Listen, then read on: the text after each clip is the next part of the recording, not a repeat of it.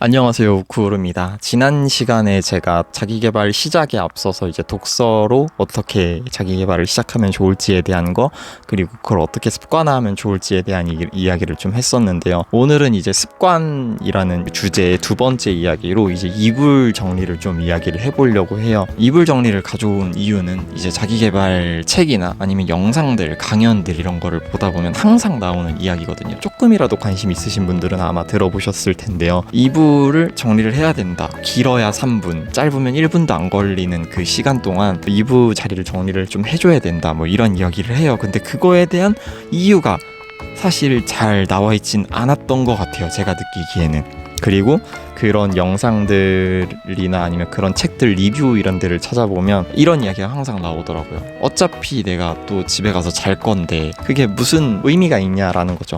그 의미에 대한 두 가지 의미를 제가 찾았거든요. 그래서 그 두 가지에 대한 이야기를 해보려고 합니다. 첫 번째는요, 나 스스로한테 서비스를 한다라는 느낌을 주기 위해서예요. 이 서비스가 어떤 서비스냐면, 우리가 만약에 호텔방을 예약을 해가지고 그래서 자려고 갔는데 이불은 대충 널브러져 있고 베개는 베개대로 막 여기저기 짜글짜글하고 막 이런 거예요. 그래서 너무 화가 나는 마음에 호텔 직원한테 전화를 걸어서 제가 지금 이 방에 들어왔는데 전 사람이 자고 간 그대로 냅두고 가신 거냐 이런 식으로 이야기를 하는 겁니다. 근데 호텔 직원이 이렇게 이야기를 해요. 아니에요, 이거 되게 깨끗하게 다 빨아놓은 거고 이제 새로 오신 분이니까 당연히 새로운 이불과 새로운 베개로 그런 침구 세트로 이제 준비를 해드린 겁니다. 이렇게 이야기를 해요. 그래서 아니 근데 이거 왜 정리를 안 해놨냐 이렇게 따지는 거죠. 따지겠죠. 저여도 따질 거고 여러분들도 만약에 그런 상황이라면 따지겠죠? 왜냐면 그만큼의 돈을 지불을 했으니까요.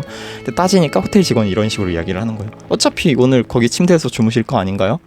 그러니까 어차피 거기서 주무실 거니까 정리 안 했어요. 이렇게 이야기를 하는 겁니다. 그러니까 그 서비스에 대한 되게 화가 많이 나잖아요. 내 이불을 정리를 안 하는 것 자체가 나 스스로한테 서비스를 전혀 안 하고 있는 거죠. 그래서 저는 이렇게 생각을 해봤어요. 이불을 정리하는 거는 몇 시간 후 나에게 서비스를 하는 거다. 아침에 딱 일어났을 때는 에너지가 충전된 상태에서 일어나서 몇 시간 뒤에 퇴근을 하고 돌아왔을 때 힘이 없을 나 자신을 위해서 이불을 접어놓고 간다면 몇 시간 후의 미래의 내가 이제 일을 마치고 돌아왔을 때 되게 서비스를 받는다라는 느낌을 받을 거라는 거예요. 그래서 그 두 가지 이유 중에 첫 번째 이유가 나 스스로한테 서비스를 한다라는 이유고, 두 번째 이유는 뇌과학적인 그런 측면에서의 내용인데요. 집이 진짜 아무리 커도 방이라는 거는 방이 많아질 뿐이지 방은 어느 정도 크기가 넘어가면 사실 더 커지진 않잖아요. 아닌가? 더 커질 수 있나?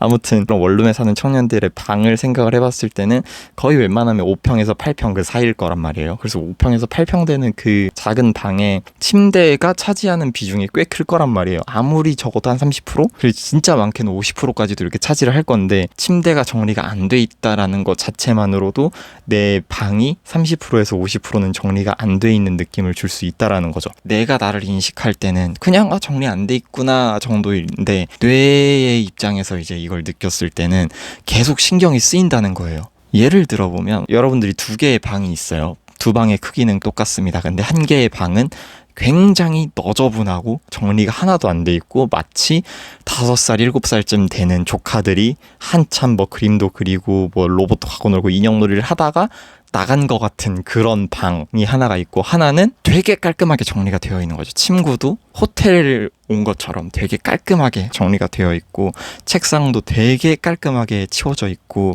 뭐 하나 흠잡을 데 없이 깔끔해요.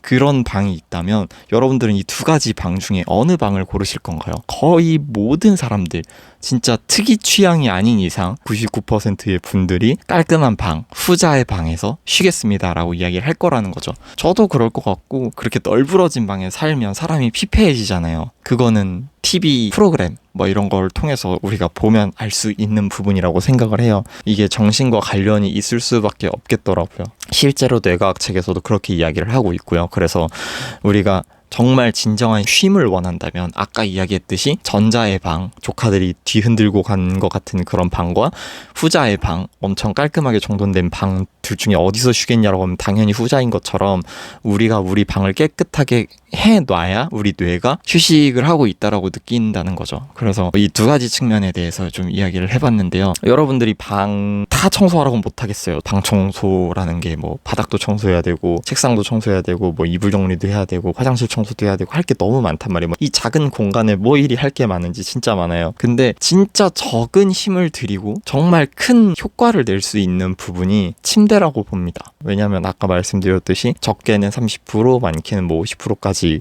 공간을 차지하는 곳이기 때문에 그렇게만 정리를 좀 해놔도 내 머리에 있는 이제 프로세스가 이게 돌아갈 때 그래도 어느 정도는 정리가 좀 깔끔하구나라는 그런 생각으로 쉼을 가질 수 있다는 거죠. 그래서 좀 더 고퀄리티의 쉼을 가질 수 있다라는 거. 네, 그래서 이 두 가지 이유로 이불을 정리해야 되는 이유를 말씀을 드렸습니다. 요즘에 나폴레온 힐의 책을 읽다가 습관에 대한 이야기를 하는 거를 들은 것 중에 이제 공감이 많이 갔던 게 파이프라고 이야기를 하더라고요. 처음 가는 길은 되게 더러운 파이프인 거예요. 그래서 가다 보면은 뭐 찌꺼기 같은 게 막 껴있기도 하고, 그러니까 그런 거 자체가 다 걸림돌이 되기도 하고, 더러우면 가기 싫잖아요. 가기도 싫고 뭐 하기도 싫고 다 하기 싫은데 그 파이프를 계속 싫어도 왔다 갔다 하다 보면은 그 파이프가 깨끗해진다는 거예요. 그래서 습관이 되면 이제 아무렇지 않은 거죠. 그 이야기가 공감이 많이 가가지고 추가로 좀 이야기를 해봤습니다. 우리가 이제 삶을 살면서 변화를 많이 바라잖아요. 변화를 바라신다면 진짜 작은 것부터 시작을 해야 돼요. 처음에는 조금